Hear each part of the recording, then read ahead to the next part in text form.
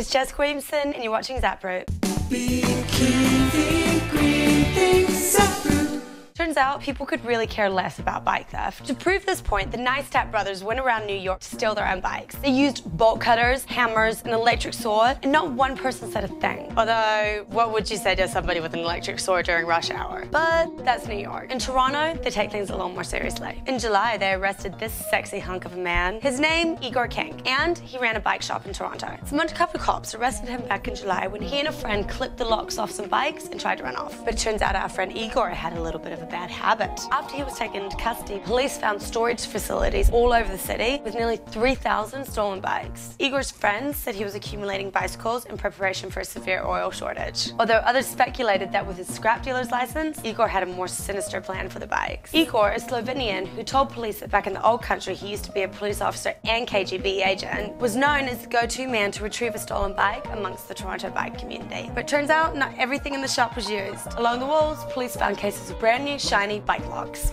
Joe Biden, the first vice president nominee to be announced via text message, seems to be best known for his lifelong commute on Amtrak trains. Yeah, it's cool that he's been one of Amtrak's biggest advocates and a big supporter of public transportation, but let's face it makes sense. He's commuting from Delaware to DC. That's what people do in the Northeast. I mean, I guess it's that everyone else arrives to Congress in a limo or on their private jets or the backs of their constituents. Anyway, Obama did boost his green cred by adding Biden to the ticket. The League of Conservation Voters gives Biden a lifetime score of 84, which is pretty good considering he's been in Congress for 34 years. He's introduced some great bills, including one to promote the use of CFLs, co-sponsored the Global Warming Pollution Reduction Act, calls for raising the fuel economy standard to 40 miles per gallon by 2017, and supports US participation in UN climate regulations. He sure raises Obama's score of 67%, giving the team a kinda lame 75% average. Until of course you compare it to McCain's whopping 24%.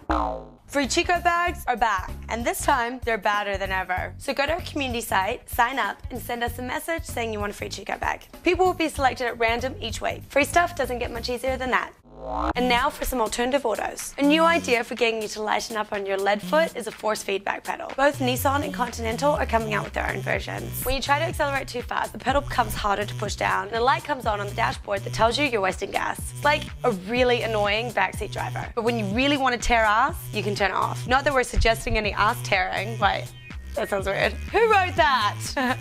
Check out this thing. It's the XR3 and it's a do-it-yourself diesel hybrid. It's a three-wheeler that gets 225 miles per gallon and you can get the plans at their website. There's a link in our show notes. And check out this beast, designed by the guys at Canadian-based Higgins Alp. It's called the Hinterland One. It's streamlined to have a super low drag coefficient to boost the miles per gallon. And comes with built-in maple syrup dispenser. Just kidding. How tired are Canadians of hearing maple syrup jokes? Sorry. Folks at Bentley have thumbed their nose at the possibility of biodiesel engines, saying their customers don't buy diesel cars. Oh, pish posh, that's not true. Most of us have a couple of Bentleys and would love a biodiesel version, right? Speaking of biodiesel, here's something that's fast and veggie powered. It's called the Trident Iceni. It goes 0 to 60 in 3.7 seconds, gets 57 miles per gallon, and costs about 75,000 British pounds, or about 12 billion US dollars. Thanks for watching, and all the links to our show can be found in our show notes at ZapRoot.com. Hey YouTube user, you should subscribe. The button is right over here.